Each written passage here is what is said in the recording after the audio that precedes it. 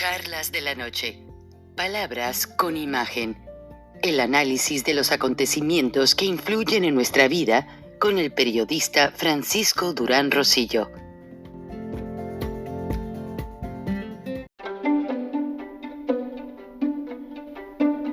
Frank Durán Rosillo te saluda y los saluda a todos ustedes, su amiga María Celeste Raraz, para invitarlos a que se suscriban a mi canal de YouTube, María Celeste Raraz, tal como mi nombre, donde les informo todas las semanas sobre entrevistas que tienen un tema que ayuda a mejorarnos como personas y de paso son interesantes.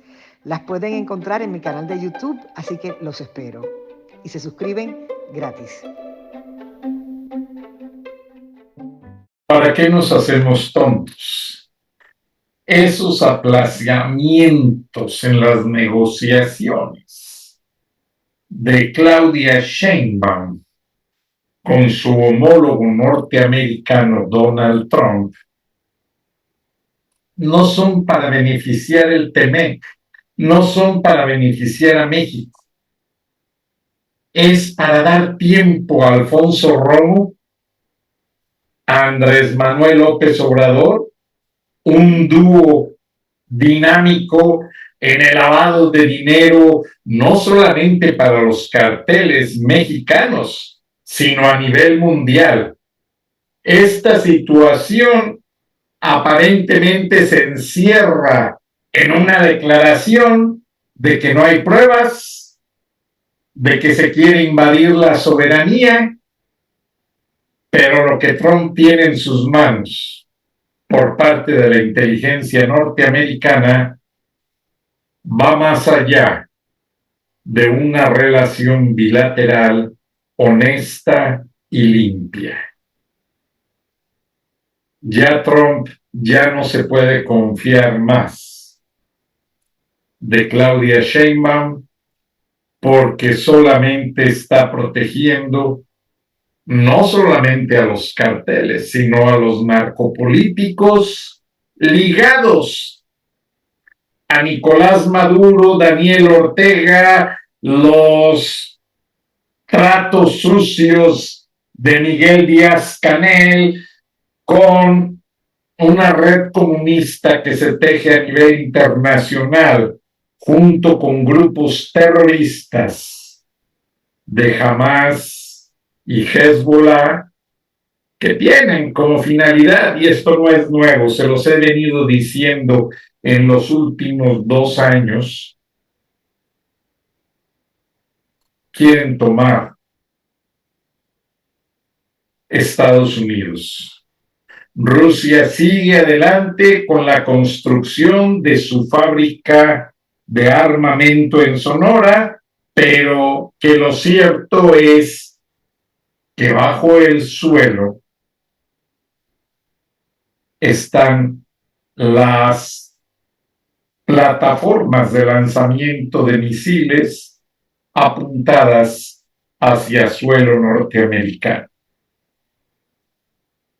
A mí me duele, se me hace muy triste, porque Estados Unidos ha sido confiado y ha creído en los políticos mexicanos, que al final del día todos han sido una bola de traidores, porque traicionar el TEMEC o lo que era el NAFTA, el North American Free Trade Agreement, es un paquete de proyectos que traen empleos y beneficios a la infraestructura de ambos países. No lo está haciendo México, no lo está cumpliendo. México está dando el TEMEC a los carteles para que en los productos se escondan opioides, fentanilos, precursores, etc. Y al final del día, que hay más muertes por el uso de estas drogas en Estados Unidos, más violencia en territorio mexicano por el dominio que tienen ya los carteles narcoterroristas, y una negociación aplazada de 90 días, de la cual ya han de quedar que unos 60 días, no sé, no me he querido ni poner a contar los días de lo preocupado que estoy. Porque ya Donald Trump, como lo van a ver en los videos, está determinado. Y el Comando Norte ya está con las pruebas y todo del equipo militar para los bombardeos quirúrgicos. No nos hagamos tontos. Vamos a ver, bienvenidos al programa. Gracias. Y mándenme sus comentarios, son muy importantes. El presidente Trump recibe a su homólogo ucraniano, Zelensky, perdón la pronunciación. Pero aquí el punto es que, qué curioso, ¿no? Esta mañana llegó trajeadito, muy bien presentado, cuando que en la primera reunión de hace unos meses le criticaron mucho que llegó en camiseta y sin bañarse. Eso a la prensa le daba una muestra de falta de respeto a la autoridad que representa no solo Trump, sino el vicepresidente, la Cámara, la Casa Blanca, y en pocas palabras ahí pues hasta le hicieron algunas bromas que obviamente no le gustaron. Zelensky no se quedó a cenar, pero hoy llega acompañado de varios líderes de la Comunidad Europea. Entonces, en reuniones separadas, Trump, Zelensky y su vicepresidente, etcétera, y luego con la Comunidad Europea y con Zelensky, pues ya fue diferente la cosa. Ya quieren acelerar el punto de quiebre de esta guerra y ya hablar, como lo dijo Marco Rubio, secretario de Estado norteamericano, de un tratado de paz en el documento, no en palabras. Porque lo que ha venido cometiendo Putin es burlarse también de todos. Putin ha faltado a las reuniones con Zelensky, la Comunidad Europea. No, Marco Rubio quiere sentarlos a los dos con sus comitivas, Putin, Zelensky, y afirmar una serie de puntos de no agresión, un tratado formal, de manera tal que si alguno de los dos falla, porque vean, el viernes se reunieron Trump y Putin, y a las pocas horas Putin ya estaba bombardeando nuevamente sectores urbanos de importantes ciudades de Ucrania. Entonces parece ser que después de esta reunión tan polémica, ya se va a poder hablar de un tratado de paz. Aunque del dicho al hecho hay mucho trecho, honestamente, vamos a esperar a ver lo que sucede, pero la guerra que realmente está afectando a Trump es la del patio frontal, la de México.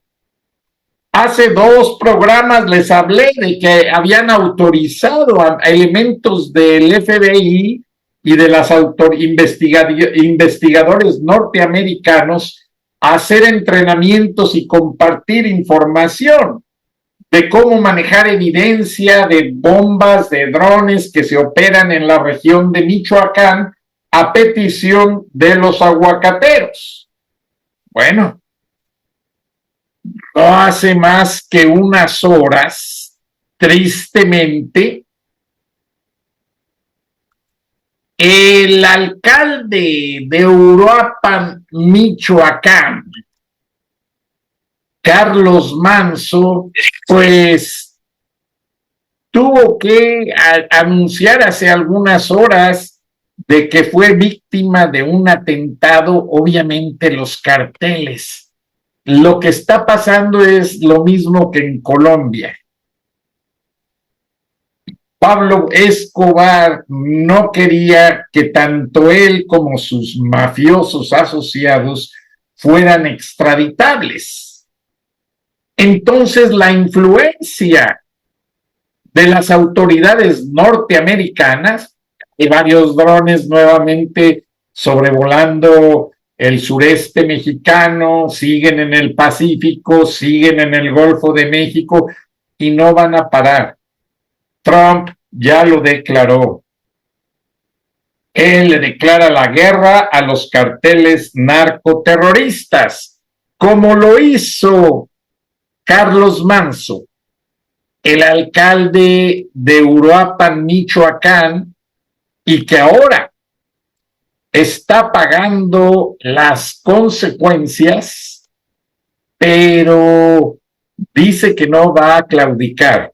Más bien denuncia que le hace falta apoyo del Ejército, de la Guardia Nacional y de la Marina Armada de México.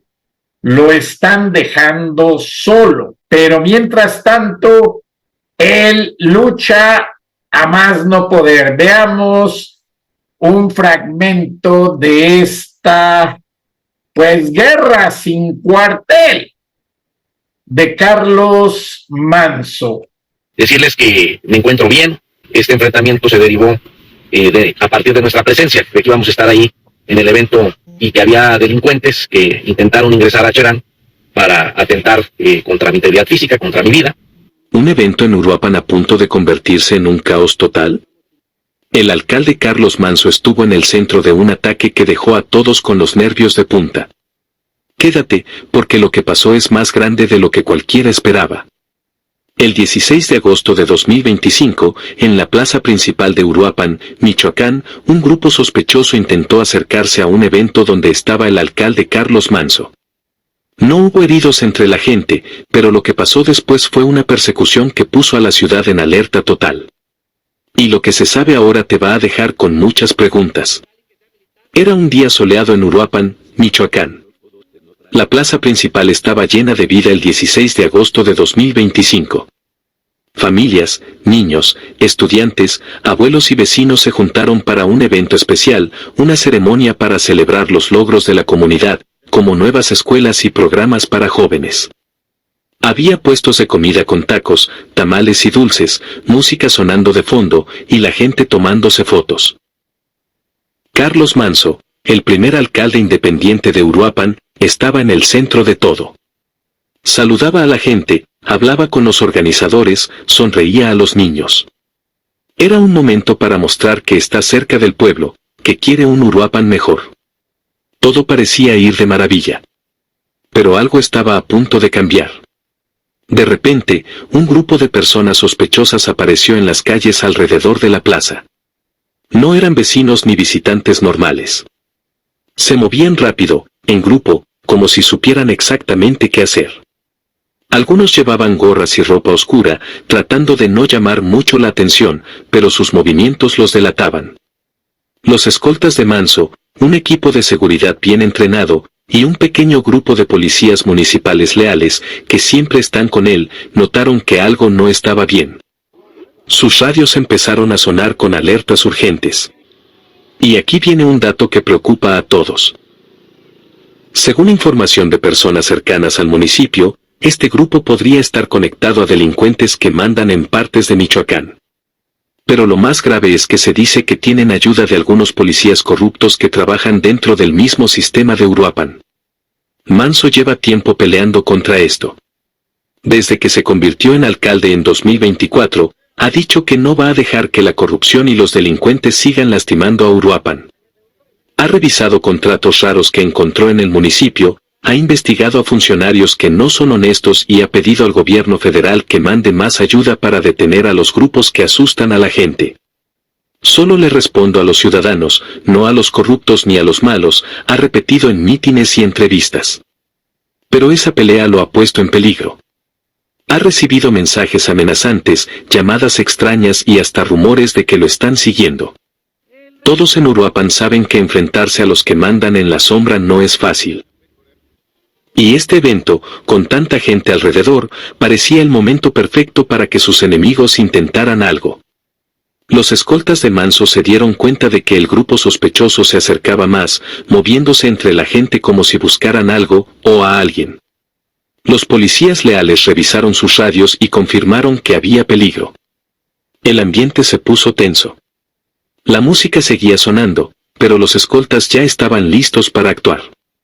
Y aquí es donde todo se puso mucho más serio. El caos estalló en un abrir y cerrar de ojos. El grupo sospechoso intentó meterse en la plaza, directo hacia donde estaba Manso. La gente se dio cuenta y empezó a gritar.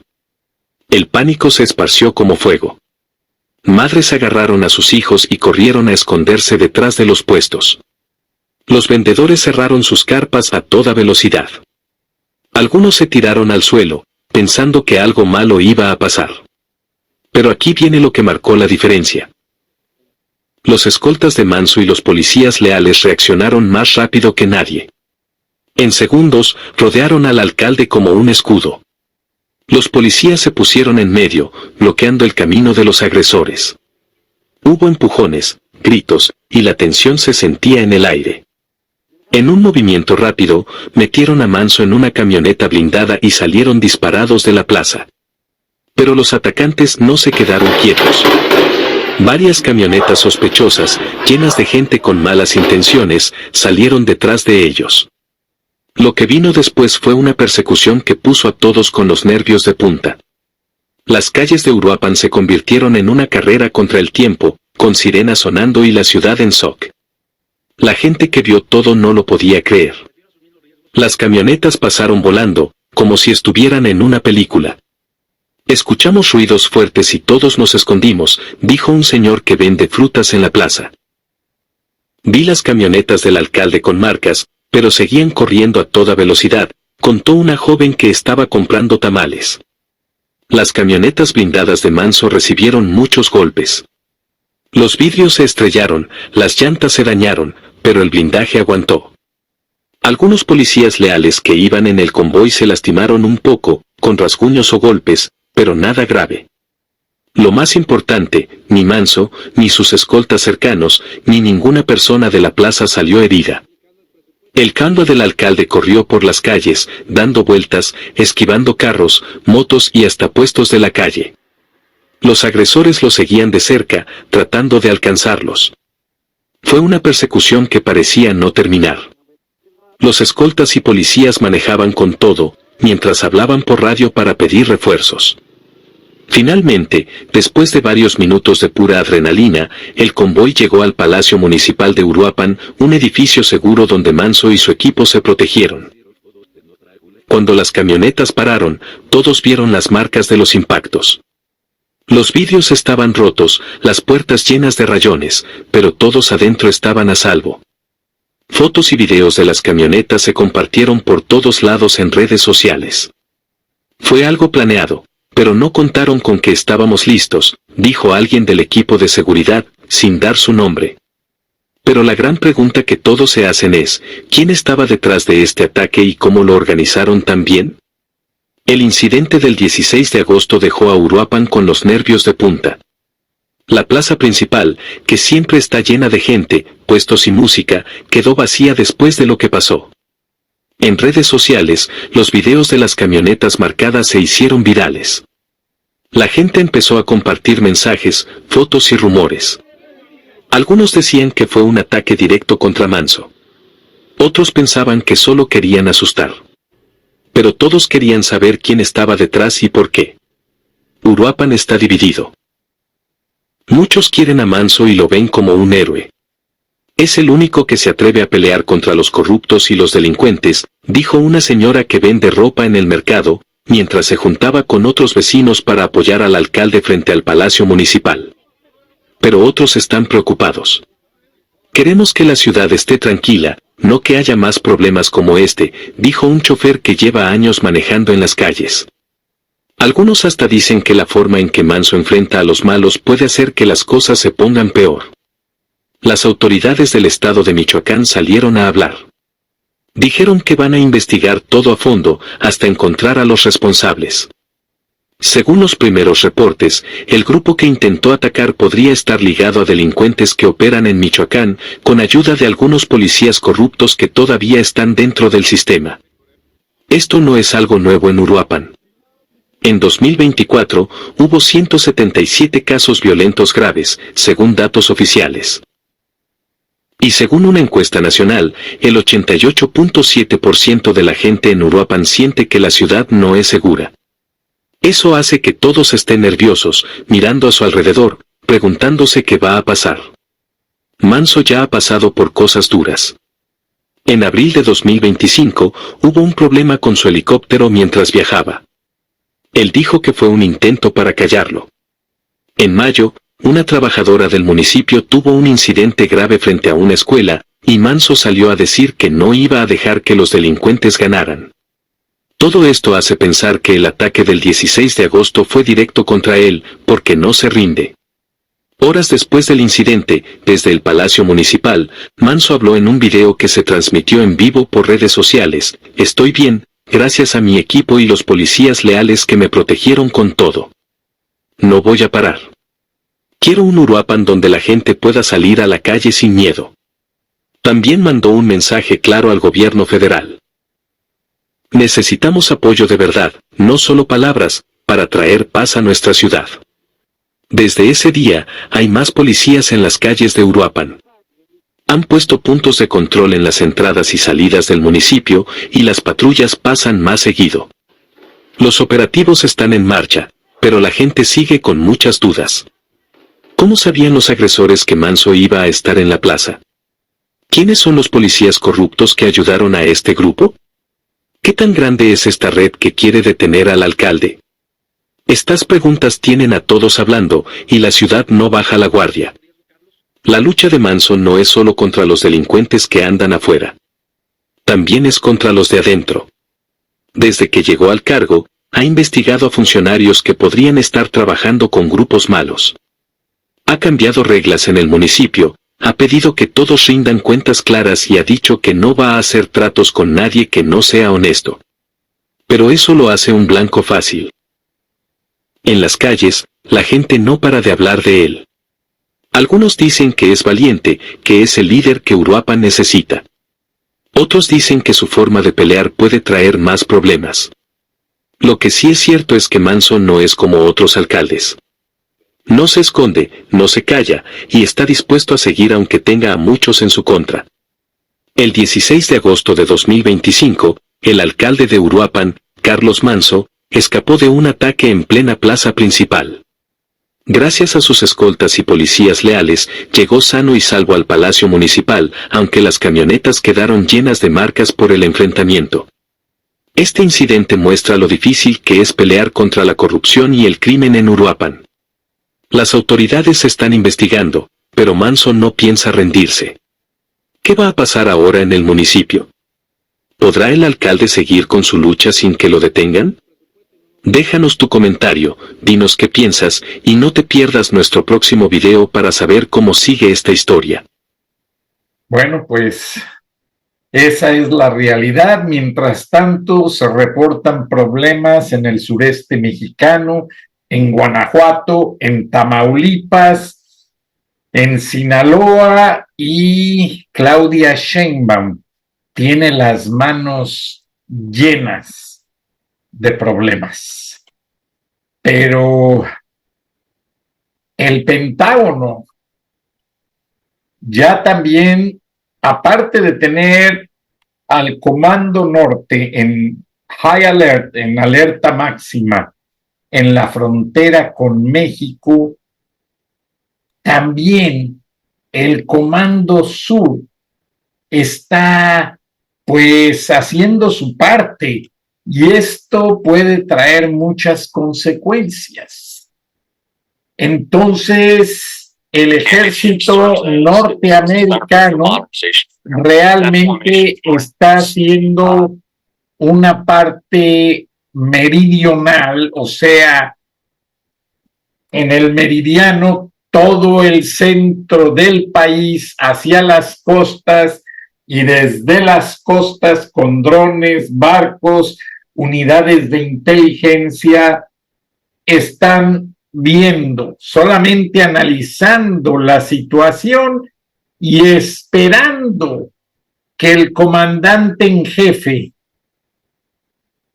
Donald Trump, se desocupe un poco de sus máximas actividades negociando la paz entre Rusia y Ucrania, y pues no la tiene fácil, muchachos.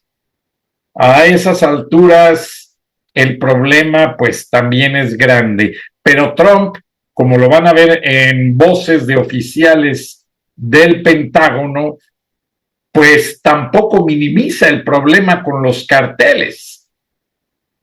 Y le ha dicho a su equipo de alta seguridad que en cuanto haya una posibilidad, intervienen de manera estratégica.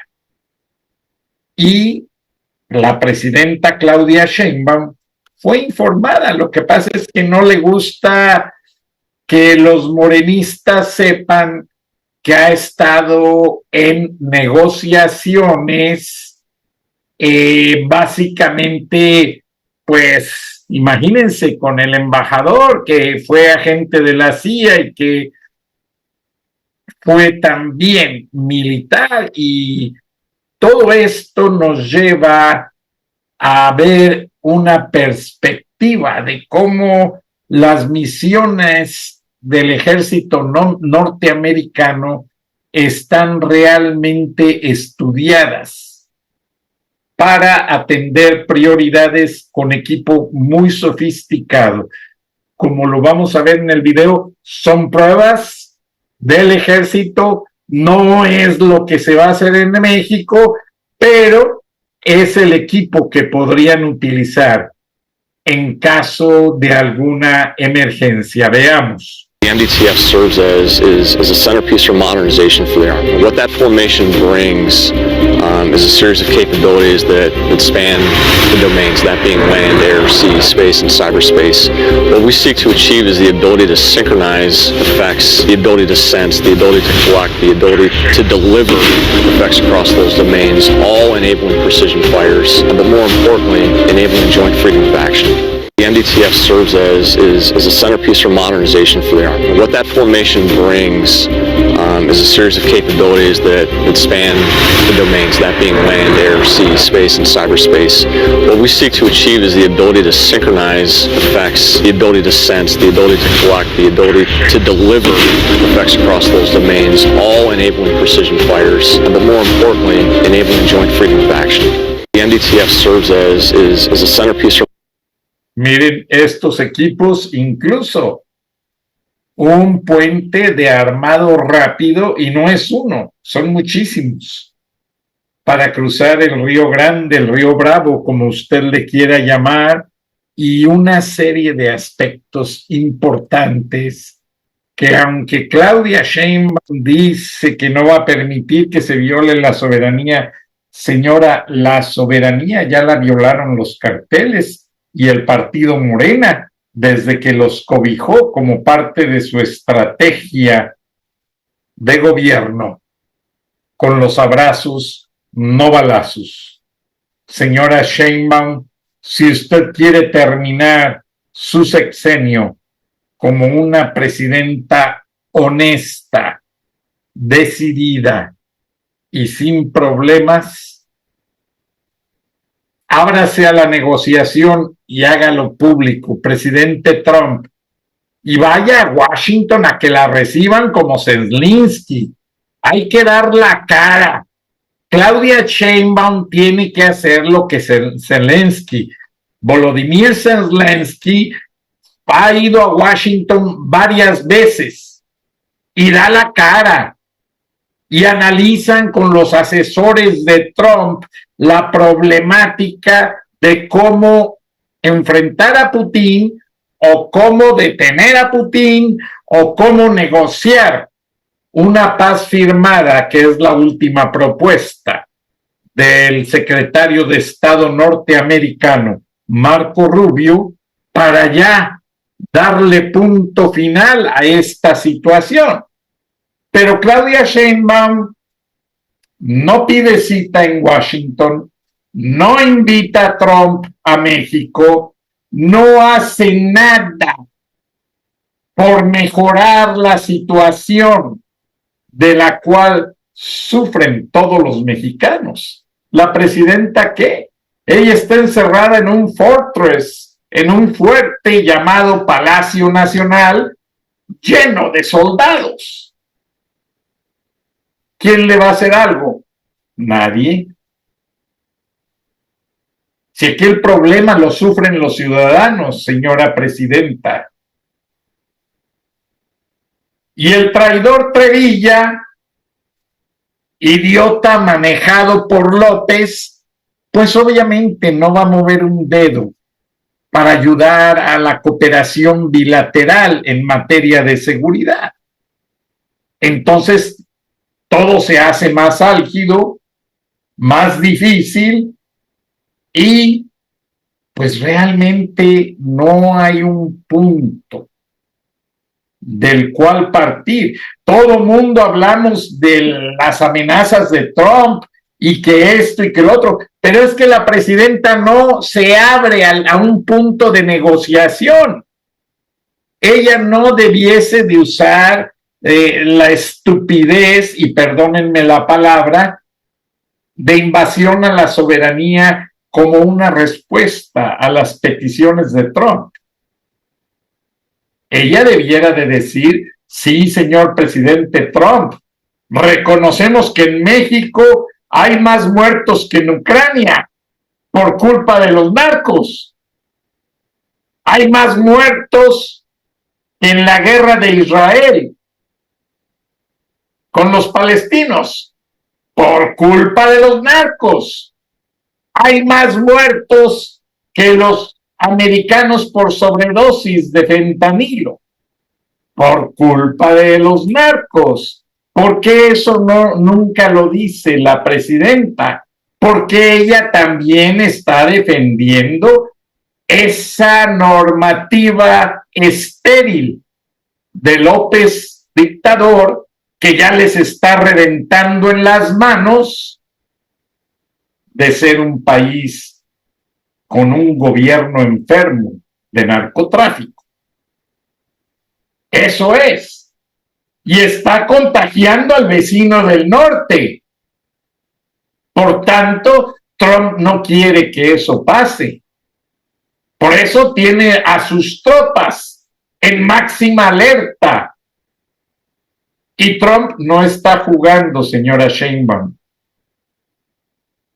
Bendito sea Dios y discúlpenme que lo diga, que están pasando estas crisis con Putin, Ucrania, Ucrania, Putin, Putin, Zelensky, Zelensky, Putin, Netanyahu, árabes, porque son toda la Liga Árabe, y esto ha atrasado la acción de Donald Trump. A Trump no le tiembla la mano para tomar decisiones y firmar.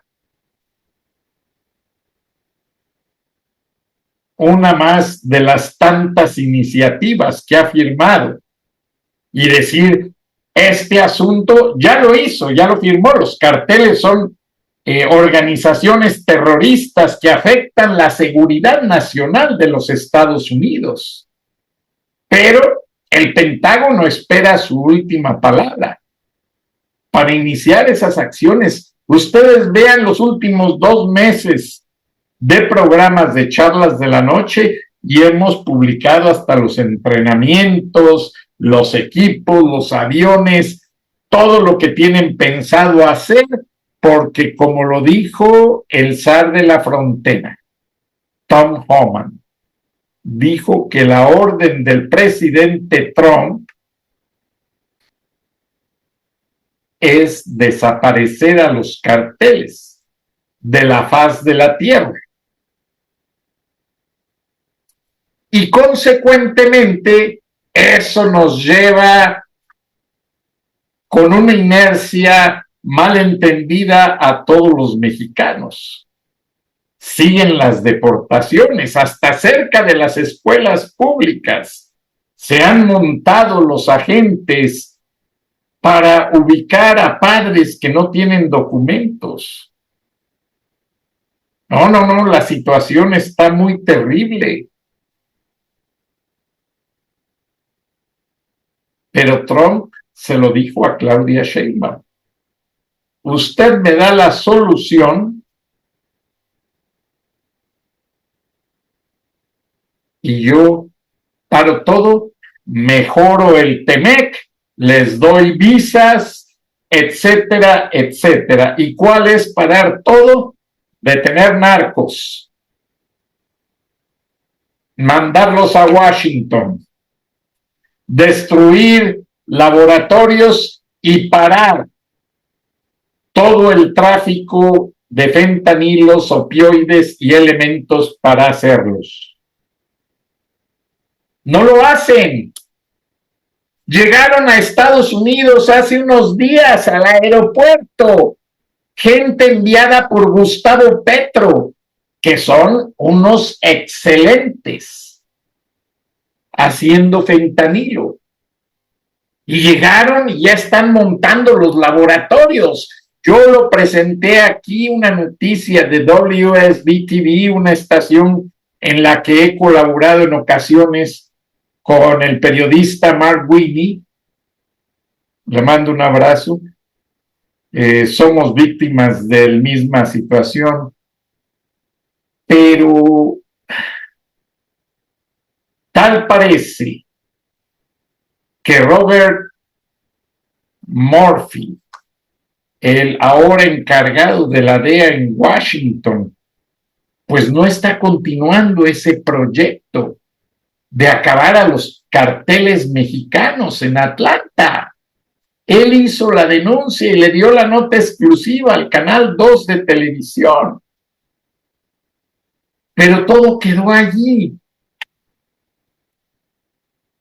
Incluso presenta cómo la mafia rusa los apoya, cómo hay negocios donde se lavan miles de millones de dólares resultado de estos trafiques. Pero ahí quedó todo. No hay una respuesta congruente a toda esta situación. Quiero pensar, porque hay mucho hermetismo al respecto, de que quieren debilitar a los carteles deportando a toda la gente indocumentada, ya que es la que se presta a trabajar en los laboratorios de los narcos, en la distribución, en la movilización de drogas, etcétera, etcétera. Y después de ahí van por los cabecillas. Ojalá y todo esto sea posible. Pues de lo contrario, el reloj sigue marcando las horas políticas de acción en las promesas de campaña de Donald Trump, que no fueron una ni dos, fueron muchísimas, principalmente enfocadas a acabar con estas mafias del narcotráfico. Y así como atacan a Carlos Manso, esto es un desafío de los carteles de Michoacán por la extradición de la tuta, del pariente del Mencho y un punto de venganza por haber aceptado agentes del FBI a ayudar en las investigaciones a la policía de Michoacán. Qué bueno que el alcalde Manso de Uruapan no se ha dejado y los aguacateros de Tierra Caliente lo apoyan. tienen que seguir firmes.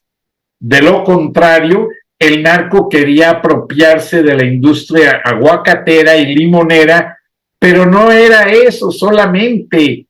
No se pueden apropiar. Los narcos son unos flojos que no saben ni tienen idea de cómo manejar esa industria. Porque lo que estaba pasando es que no podían manejar acertadamente las líneas de tiempo en las cadenas de producción. El aguacate llegaba en mal estado a los Estados Unidos y los centros comerciales dijeron, no podemos comprar producto expirado. Vamos a comprarle a Perú, a Guatemala, al mismo Brasil, a República Dominicana, y han cambiado completamente la perspectiva. Y cada día que pasa, ante la cerrazón de Claudia Sheinbaum, obedeciendo al viejo decrépito de López y al traidor Trevilla, yo creo que ya este señor militar ya se le secó el cerebro. Obsérvenlo, parece una momia con uniforme. Este hombre no debiera de ser militar. Ya tienen que jubilarlo. No está dando soluciones al país. Qué tristeza y qué lástima, porque tengo entendido que no le está cumpliendo a la embajada la presente administración. El único que más o menos por ahí da resultados es Harfuch, y párenle de contar. Y no son los resultados esperados. Se necesita hacer más todavía, mucho más. Esperemos que llegue la paz entre Ucrania y Rusia para que ya Donald Trump se dedique de tiempo completo a la resolución de un problema tan complejo como lo es el narcotráfico, que se ha aborazado de muchos negocios a manera internacional. O sea, el narco no solo controla el tráfico de drogas, sino lavado de dinero, nuevos negocios, compran gobiernos completos, compran cuerpos policíacos, compran ejércitos, como lo intentaron hacer en Ecuador. Bueno, me pasaría toda la noche diciéndoles hasta dónde llega la influencia de los carteles, llámese de Sinaloa, Jalisco, Nueva Generación, del Golfo, etcétera, etcétera. Que ojalá y Trump no pierda ese tino político y ese enfoque que tiene para acabar con este problema, que ya le ha costado mucho a los Estados Unidos en dinero, pero en sangre le ha salido más caro al grande y hermoso pueblo de México. Que las noticias no lo dicen, porque están compradas por el gobierno de López y de Sheinbaum. Pero mientras los narcos y los militares americanos pelean,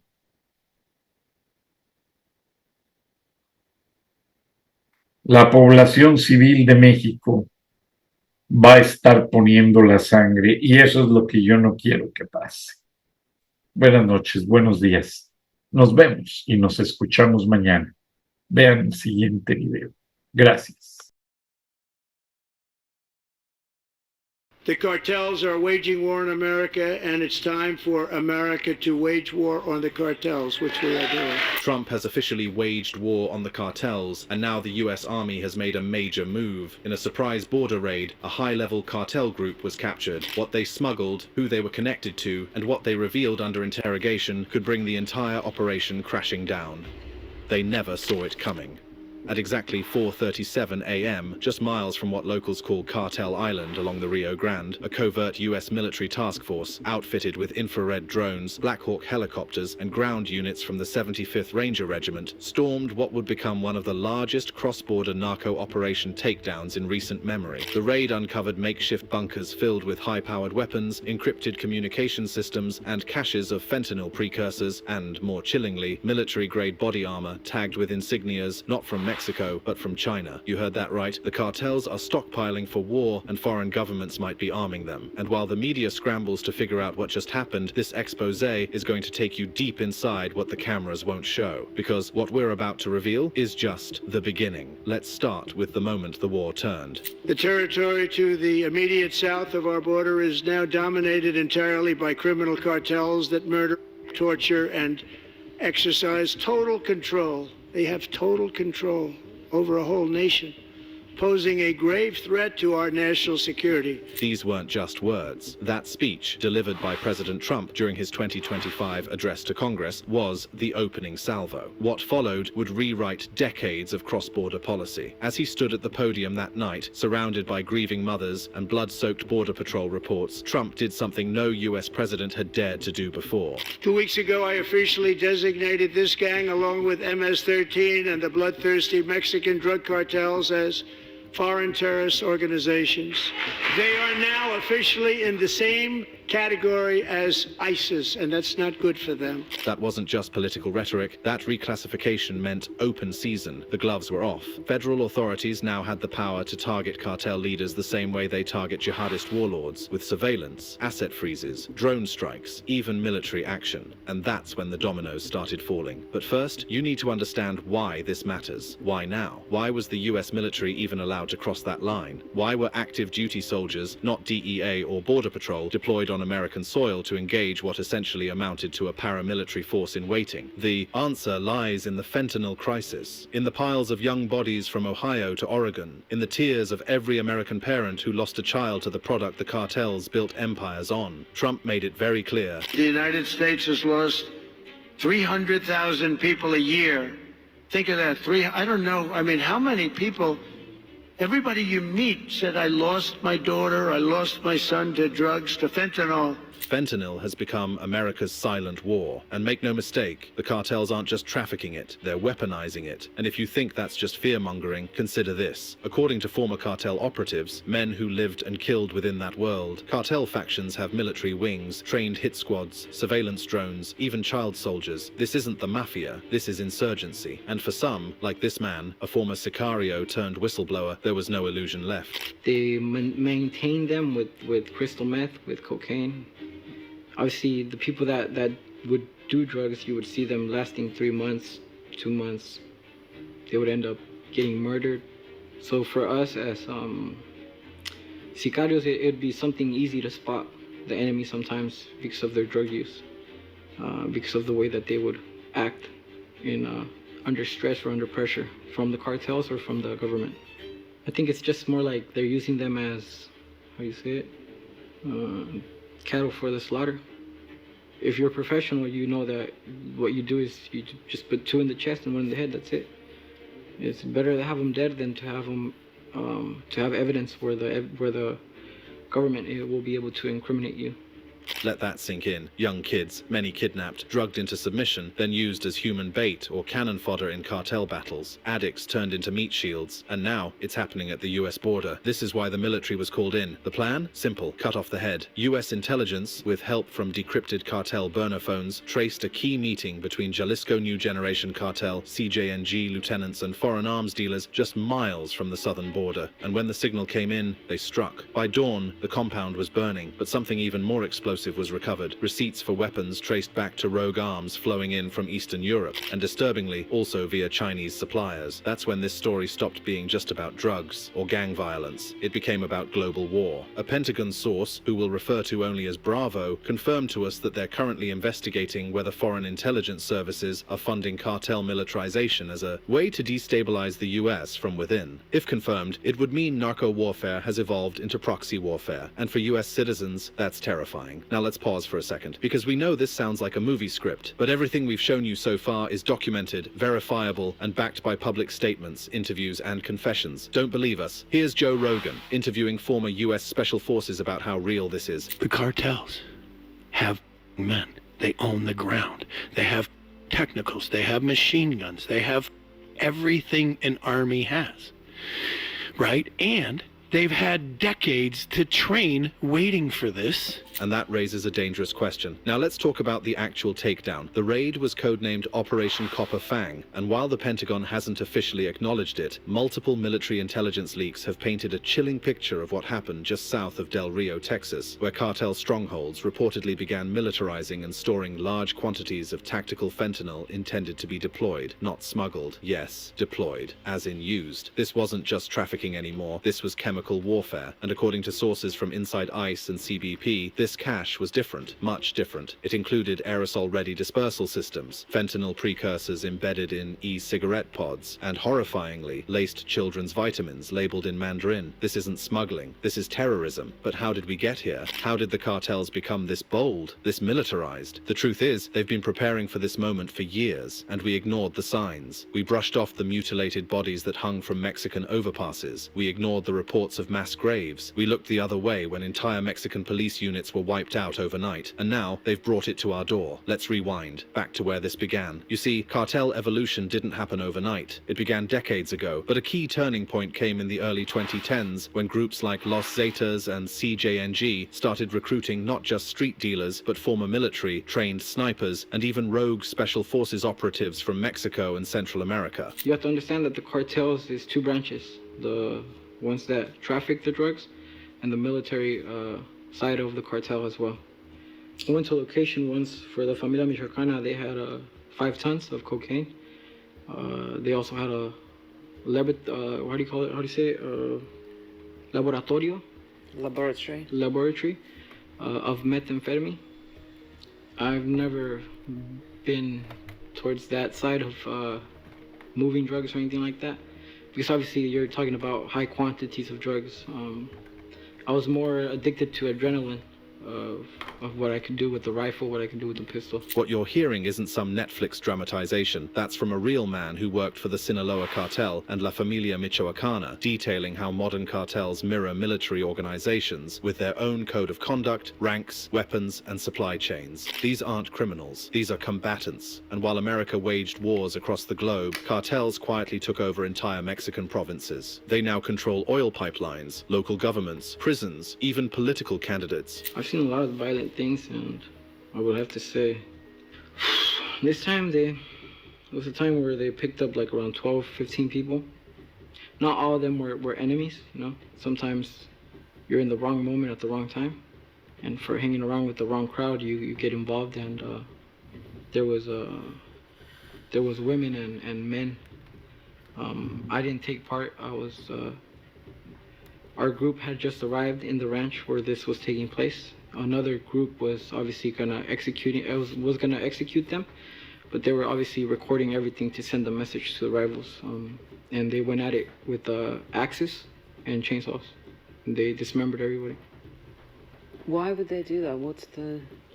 So basically, they want to put out a message. And you're telling me we still don't treat them like terrorists? Let's be real. The cartels don't care about borders. And thanks to decades of US political inaction, they've been operating inside the United States for years. Here's what most Americans don't know. According to a 2019 DEA threat assessment, Mexican cartels maintain drug distribution cells in nearly every major US city. Let that sink in. Every major US city. And now they're not just importing drugs, they're importing warfare. Remember this? You want to have skin that looks so terrible? Take fentanyl. We're going to show what these drugs are doing to you. Nobody's done that before. That anti-drug campaign wasn't just about awareness. It was psychological warfare. You flood the internet with the grotesque effects of fentanyl use. You destabilize its glamorization. Because for too long, this was the problem. The cartel culture wasn't feared, it was idolized. Think that's an exaggeration? You can literally go to Sinaloa and buy narco merch.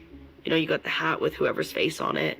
You can even buy like religious regalia that is paying homage to narco leaders. This isn't just a drug war, this is a culture war, and we've been losing until now. And yet, even as we start fighting back, the cartels have a backup plan, and it doesn't involve tunnels, it involves Canada. While we were looking south, they moved north. While Americans were fixated on the southern border, while headlines screamed about Texas, Arizona, and drone footage of cartel convoys crossing the Rio Grande, the real infiltration was happening quietly, elegantly, in plain sight, not in Tijuana, not in Juarez, but in British Columbia, in Alberta, in suburban neighborhoods where the biggest concern used to be potholes and hockey, because as soon as President Trump designated the cartels as foreign terrorist organizations, and Operation Copperfang began disrupting fentanyl shipments across Mexico, Sinaloa and CJNG did something unthinkable. They moved operations to Canada, and they did it with such precision, such strategy, that no one noticed, except for one. It's all happening in Canada now. No one else is clocking it, and it's so obvious. That's investigative reporter Ali Bradley, who embedded herself in both Mexican border zones and Canadian gang circles. And what she uncovered? Chilling. Canadian suburbs weren't just housing labs, they were becoming cartel havens. Picture this: a $600,000 detached home in Surrey, British Columbia, children playing outside, barbecues on the back porch, and inside, a fentanyl super lab, disguised under fake HVAC permits, protected by local gang affiliates, and operating 24/7, with Chinese precursors arriving by sea through the port of Vancouver, where, brace yourself, less than 1% of cargo is inspected by authorities. Only 1% of incoming cargo is inspected at the port of Vancouver. Let that sink in. The largest western gateway into Canada, now the cartel's express lane into North America. And what makes this even more insidious? They didn't need visas, because Canadian tourist visas for Mexican nationals are shockingly easy to obtain. And once inside Canada, there's no southern border wall, no patrol, no radar, just 5,000 miles of unguarded US-Canada border, where a man can ride a dirt bike across the forest and into Montana in under 20 minutes. That's how they're getting in, not through tunnels, through trees. So how did we get here? How did Canada, America's peaceful neighbor, land of maple syrup and Mounties, become a hub for narco-terrorism? It started with a crack in immigration. As reported by CTV News, the RCMP had already been investigating rising Mexican cartel ties as early as 2021, but they didn't know how deep it went. They didn't know the labs were already here. And there would always be like a random meth lab explosion in Abbotsford, or, you know, this is like a smaller city. And then these turned into fentanyl labs that were completely under the radar, because we also didn't have Canadian law enforcement like patrolling these areas to an extent that they would patrol like a large city like Vancouver or Toronto. So how did this go unnoticed? Because nobody was looking. Canadian officials never bothered to classify cartels as national security threats. Why? Because they thought the war on drugs was an American issue. But here's the problem. The cartels don't care about international policy. They care about routes, access, profit, and Canada was perfect. 1. No wall. 2. Minimal customs checks. 3. Friendly visa process. 4. A silent suburban sprawl where you can vanish. They teamed up with existing Canadian gangs, like the Red Scorpions, Brothers Keepers, and the United Nations Gang, who already had infrastructure, weapons, and control over regional ports and trucking networks. And what did they offer in return? Quadrupled profits. So you move these precursors, the movement is now no longer coming into Mexico. It's coming into Canada. You set up shop, you increase profit, you tell all these guys that are already there, hey, look, if you let us, Sinaloa or Jalisco, in to work with you guys, we're going to quadruple profits. That's not hyperbole. Let's do the math. A single kilo of fentanyl sells for about $30,000 in Mexico. In the US, up to $1.5 million when cut and distributed in smaller units. So imagine the profits when you cut out the border entirely, set up your lab in British Columbia, ship across the border in unmarked trucks, no middleman, no tunnel, no detection, just product, deadly product. And what happened next was predictable and devastating. During the pandemic, more people at one point were dying of fentanyl overdose deaths than from COVID. Yes, you heard that right. More than from COVID. But here's where the story gets darker. Because just when you think the problem is criminal, it becomes cultural. Cartel leaders are now worshipped in parts of Canada. You can literally go to Sinaloa and buy narco merch. You know, you got the hat with whoever's face on it. You can even buy like religious regalia that is paying homage to narco leaders.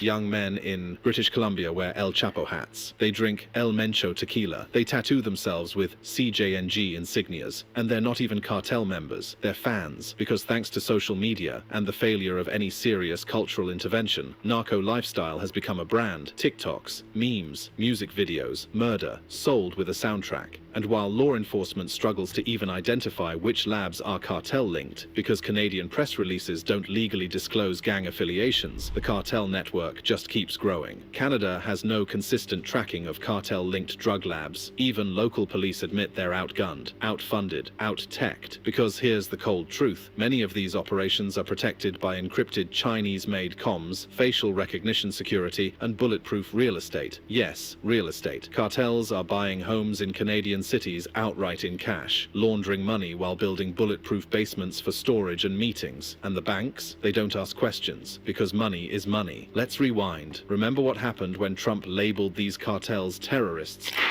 5 nights ago, Mexican authorities, because of our tariff policies being imposed on them, think of this, handed over to us 29 of the biggest cartel leaders in their country. That has never happened before. That sent shockwaves through the underworld. Suddenly, it wasn't safe in Mexico anymore. So the lieutenants fled, and guess where they went? Canada. Because if the US sends special ops into Mexico, that's war. But if they send them into Canada without permission, that's an international scandal. So the cartels are hiding in the one place America can't touch. But here's what they didn't anticipate. America has already started preparing. Operation Northern Watch, a classified program we uncovered through internal DHS leaks, has begun mapping fentanyl networks operating north of the US. With help from whistleblowers and surveillance tech, they've begun identifying cartel-connected safe homes in Canada, and if push comes to shove, they'll strike. Because this isn't a war about drugs anymore, it's a war about sovereignty. This is no longer just about drugs. It's not even just about the cartels. What we're witnessing now, in real time, is a multi-front narco-insurgency, an emerging proxy war playing out not overseas, but across North America. And here's the terrifying part, they're winning. Cartels have slipped past the borders, past the headlines, past the political grandstanding. They've embedded themselves in the very infrastructure of our nations, in neighborhoods, in banking systems, in city councils, and, most disturbingly, in silence. Because what's happening now, and what federal officials are only beginning to admit behind closed doors, is that the cartels have grown too big to track, too connected to dismantle. And if something isn't done soon, not only will the US face continued chemical warfare via fentanyl, but it may also experience something we've never seen before, an organized cartel assault inside US borders. Sounds like fiction. It isn't. According to former US Special Forces operators, Joint Special Operations Command, JSOC, and DHS have already simulated scenarios where cartel-backed gunmen launch synchronized attacks on soft targets in border states like Texas, New Mexico, and California. And the intel is credible. Why? Because in January 2025, a convoy of heavily armed CJNG operatives was intercepted just 6 miles from Laredo, Texas. They weren't smuggling drugs. They were smuggling RPGs and body armor. So what was the plan? Federal agents still don't know, but DHS has already briefed select members of Congress that a symbolic attack may be imminent, not for strategic purposes, but to prove the cartels are untouchable. And now, new layers are being uncovered, because this war isn't just coming from Mexico anymore, it's being amplified by China. Let's break it down. Nearly all fentanyl precursors originate from China. In fact, despite diplomatic efforts and sanctions, over 90% of synthetic opioid materials trace back to Chinese chemical manufacturers. DEA, most fentanyl precursors come from China, and these aren't rogue labs. Many of these suppliers are either government-connected or receive state-level protection from inspection or prosecution. But here's the kicker. They aren't just selling to cartels, they're training them. According to internal intelligence memos leaked to the Epoch Times, Chinese actors have been discovered sharing communication encryption protocols, surveillance hardware, and digital laundering services with major players in CJNG and Sinaloa. And that's not speculation. It's been confirmed by US intelligence officials. The cartels have men. They own the ground.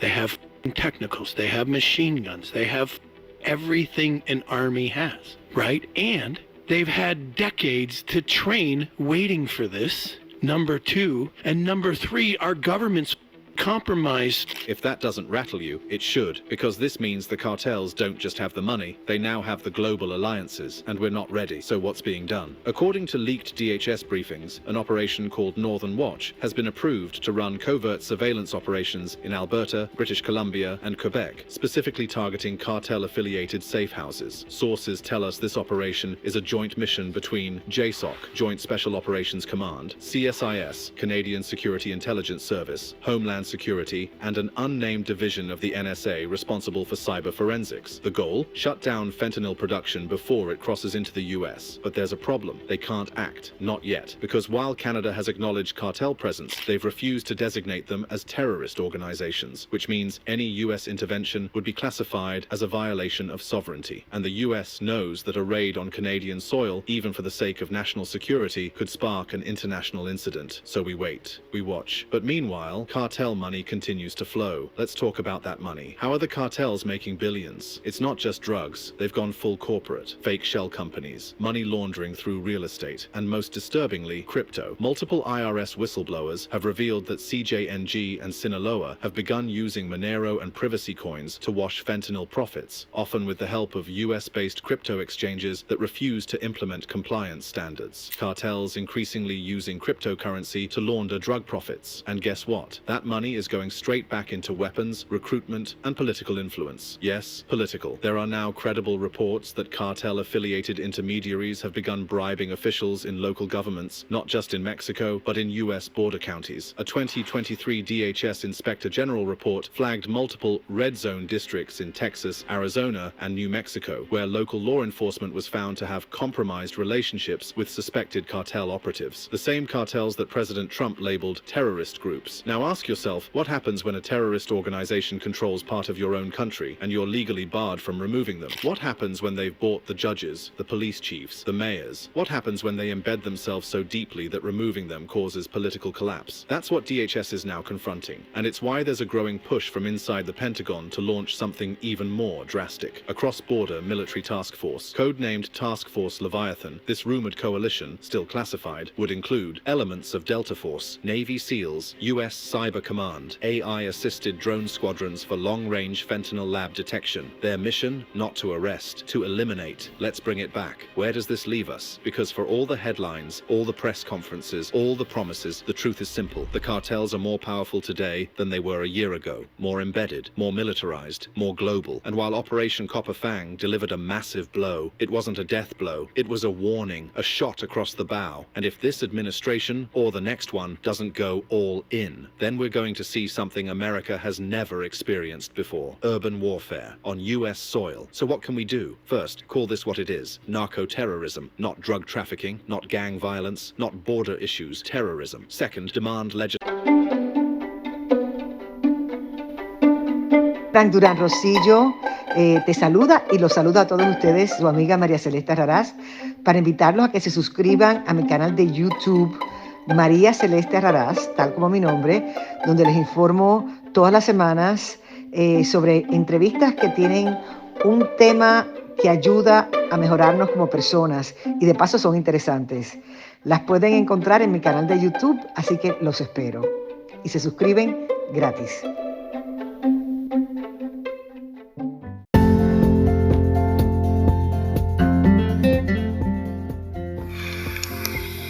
Escuchaste el análisis de la noticia, transparente como el agua, con el periodista Francisco Durán Rosillo.